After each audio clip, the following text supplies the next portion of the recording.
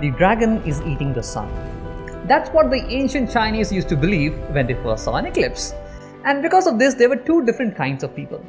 Number one, they used to get a lot angry and frustrated, and they will go run out in the fields and shout at the dragon because they believe that if we can scare off the dragon, it'll leave the sun out. And the other group were people who were scared, and they started praying to the dragon, hey, please leave our sun for our prosperity. And the reason I'm telling you this story is because behavior science says that there isn't much difference between adult humans and kid humans. They both behave in the same way if they don't know the rules or the rules are not clear. In the case of ancient Chinese, the rule of the nature, the rule of the eclipse was not very clear to them. And for example, if you take for kids, let's say they are playing video games and suddenly you are like, you know what, I'm going to switch off the TV, I'm going to switch off the computer system. They will behave the same way. They will either get really angry, frustrated and will throw tantrums, or they will, get scared and then they will pray to you, Mommy, please, 5 more minutes. They are behaving the same way as adult human beings are because, as behavior science says, they are not aware of the rule of screen time in the house. And behavior science does not stop over here. It goes ahead forward to make an even bolder claim. It says that if the rules are made a lot more clearer to the people, things don't slightly improve, but drastically improves. For example, when we figured out the rules of nature about eclipse, we stopped being afraid or angry. We actually made the whole event into a joyous moment. We now go out in the open during eclipse with our family members and with some eclipse glasses to actually see the whole phenomena. We actually studied the eclipse so much that it helped us prove and discover many other things, like it helped us prove theory of relativity, it helped us study the sun's corona and so many other things. And the claim of behavior science is that the same drastic change would happen at our homes with our kids if they are made a lot more aware of the rules. But wait, behavior science. I have spoken to people, parents, who have told me that, hey, we have got rules in our house, and yet my child would throw tantrums or would, pray for me to actually bend the rule for them. What about that behavior science? Well, to this, behavior science was like, you know what? It's one thing to have a rule in your mind, and it's totally other thing to actually make the rule really clear and followed in the house. In these cases, what's happening is that, the parent might feel that there is a rule, but it's not very clear for the child. For example, if you see from a child's perspective about the rule of screen time, let's say for an example, a child might tell you that, hey, in my house, sometimes when it's IPL season, my dad can actually watch the screen for like hours and hours, 3-4 hours, and nobody says anything to him. When my parents want to go for a movie, they drag me along and I have to sit through this 3 hours, 4 hours of movie with them, and screen time is completely normal over there. But when I want to play with my friends, and that's when parents are like, no, the screen time rule is coming over here, we cannot do that. And when I throw tantrums or when I beg them, they slightly, are able to mold the rule or give me more time. So actually, this is making me a lot more confused about what exactly is the screen time. And that totally makes sense. For the child, the screen time is not really clear. In fact, in the parent's mind, the screen time law, the rule, is not very clear. And this is true for any rule about the household that they have. They keep on telling and nagging the kids, but they actually assume that the child will be able to guess what the real rule is there in my mind and therefore be able to follow it. But think about it. Isn't that what scientists are supposed to do? I mean, Newton and Einstein spent years of their life looking at multiple examples of the nature.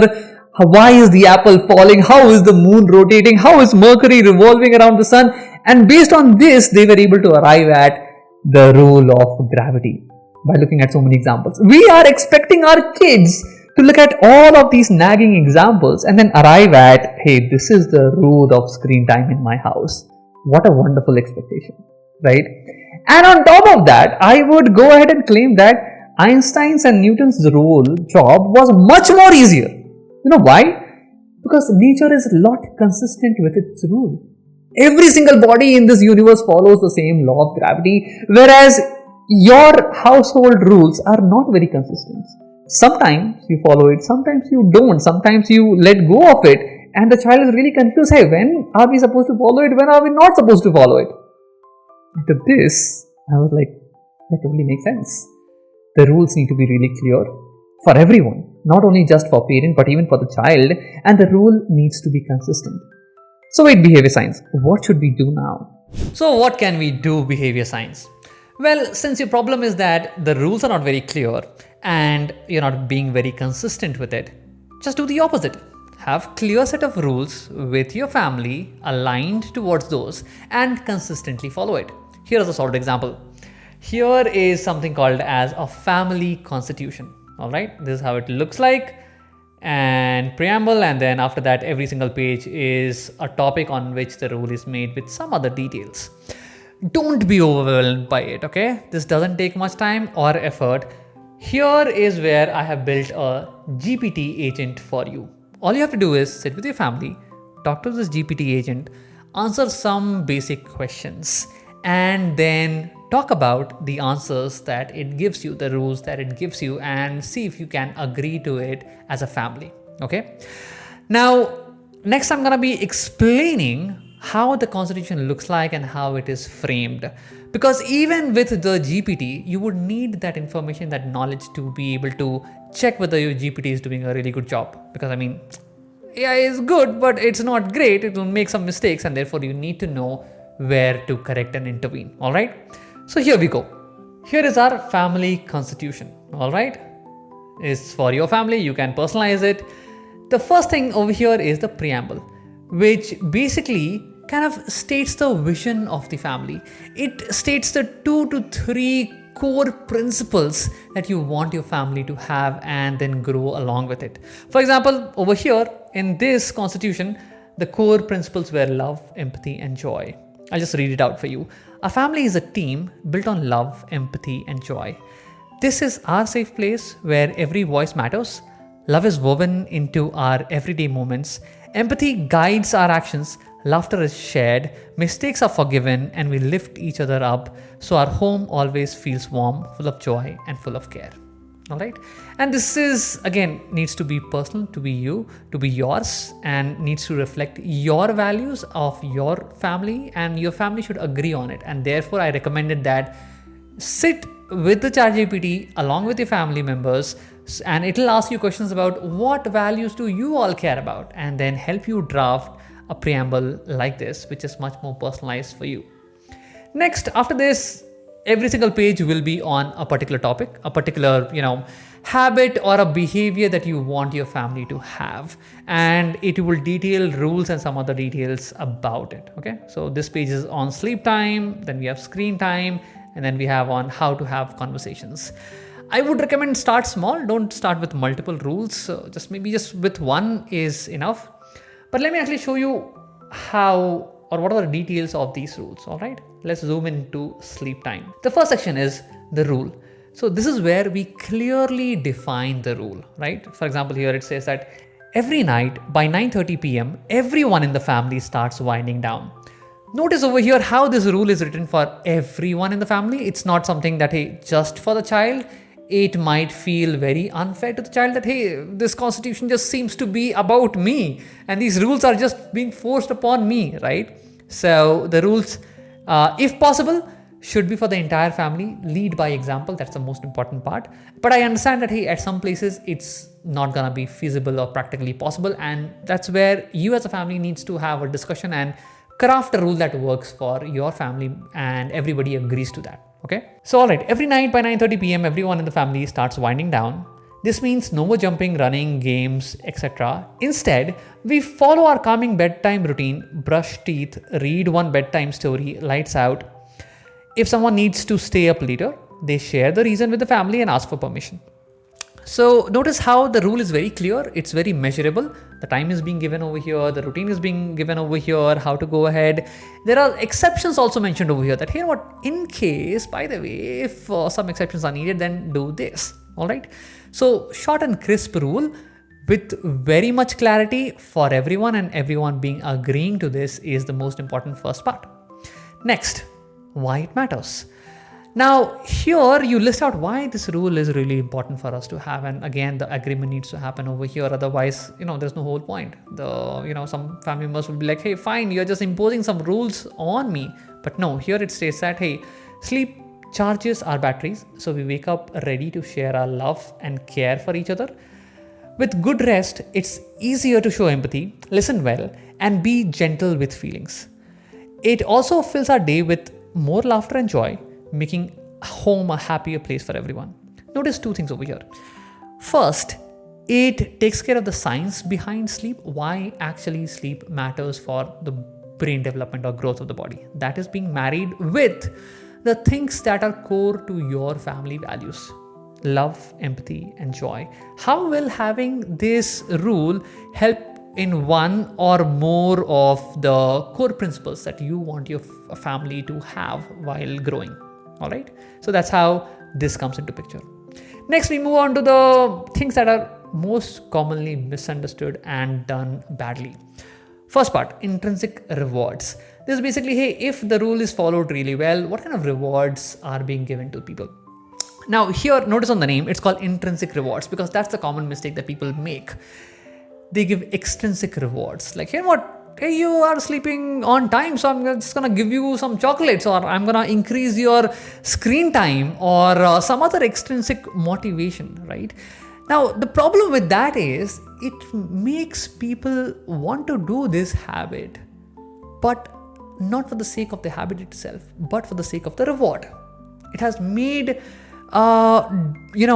achieving that reward as the main primary objective, and this is coming in the way of achieving that. So they're not really doing it for the sake of doing this, but for the reward. And in future, that reward would not matter a lot more to the child as it is mattering today. A chocolate today makes a lot more sense, but in 1 year time, it'll be like, I don't care about the chocolate.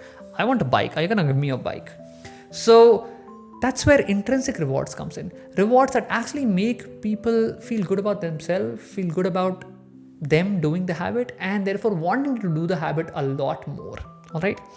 See, extrinsic rewards are not completely bad. I mean, they have got their space, but they're like playing with fire. And you need to be a lot more vigilant, a lot more expert to actually be doing that. And therefore, I would highly recommend do not start with extrinsic rewards, start with intrinsic ones. Here is an example. If this whole rule is being followed for consistently, then that means that, hey, it's showing great self-regulation on the child, and also independence levels are actually increasing. The child is not more dependent on parents reminding the child or kind of like nagging him to actually follow this rule. And that's why, that's a really good thing. And these are the things that we can do to celebrate. First, and the most obvious and the most easy thing to do is offer genuine appreciation on these skills that are actually improving. That, hey, you're able to self-regulate yourself and you have been able to follow this habit for a really long time. That's a really nice thing to do.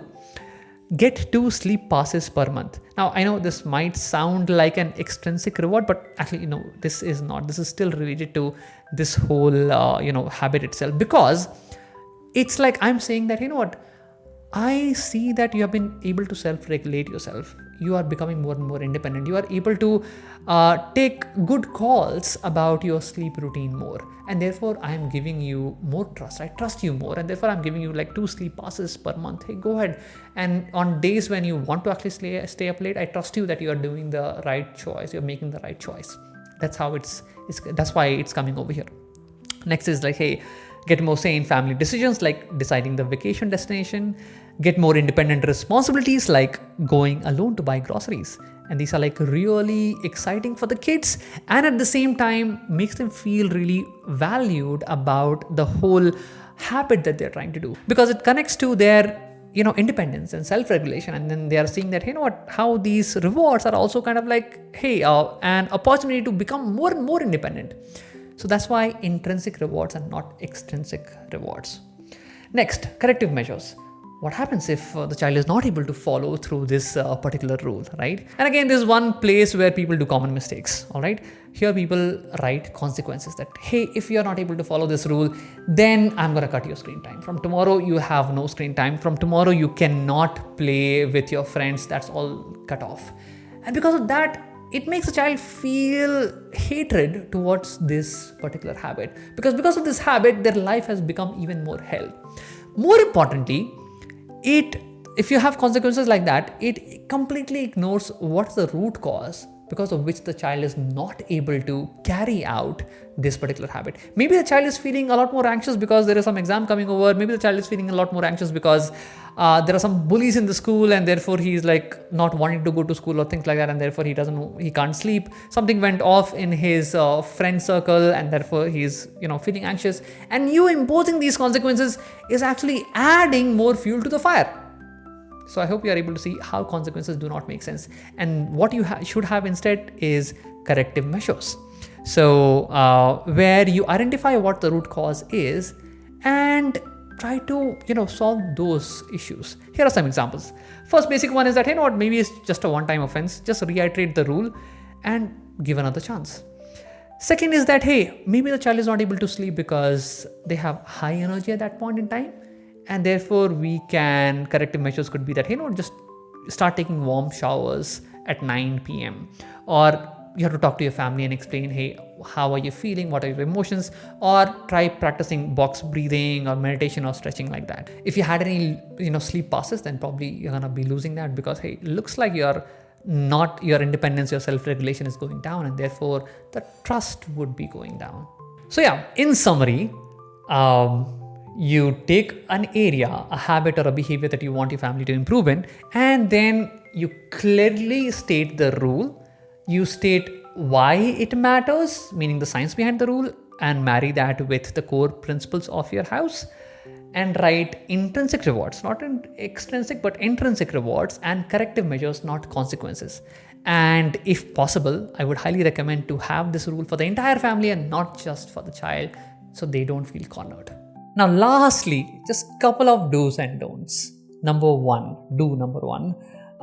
do sit with your family, involve them into this whole rule-making process, because of course you're trying to make a constitution for a democracy, not a dictatorship, and their buy-in actually matters. So yeah.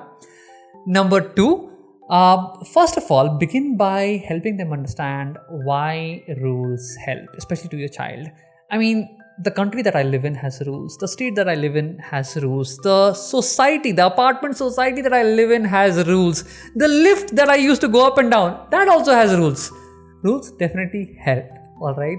But for a kid who is not used to be living in some house rules, this is going to feel really strange, and there would be friction. So spend some time actually making them understand that, hey, you know what? This is not to stifle your freedom, but actually for us to grow as a family together in a really happy environment. All right. Now, couple of don'ts. Number one, don't think that for some reason this is not going to work for your family, that your family is unique and different from others, and therefore this is not for you. I mean, this has happened so many times for many things. Like, when Toyota came out with the lean manufacturing process, Americans said that this is only going to work for Japanese and not for us. And now look at everyone is using the same process. When Google came out with the OKR process and the agile method, every other startup kind of thought, hey, this is only for big MNCs like Google and all, not for us small startups. But now look at this, every startup uses the same process. So you are not very different from any other family, and this actually works. There is evidence for this, so just trust and go ahead with it. Don't number two, don't think that this is going to take a huge amount of time. Actually, no. There's a ChatGPT linked, and just use and talk to it as a family, and this would be way more faster than you expect. And second of all, you are already spending a lot of time fighting with your kids, and which is also not helping in building the relationship that you would have otherwise dreamed to have with your kids, right? So this would definitely save that time, not only today, but also a lot more in the future, and reward you with a much better relationship with your kids. So that's another important reason to have it. The last don't is don't just write it once and forget about it. No, actually treat this as an actual constitution. Keep revisiting it once in a month. Keep checking on your progress. If you have to amend any certain rules, keep doing that in your family meetings. Keep bringing out evidences that, hey, this worked, this didn't work.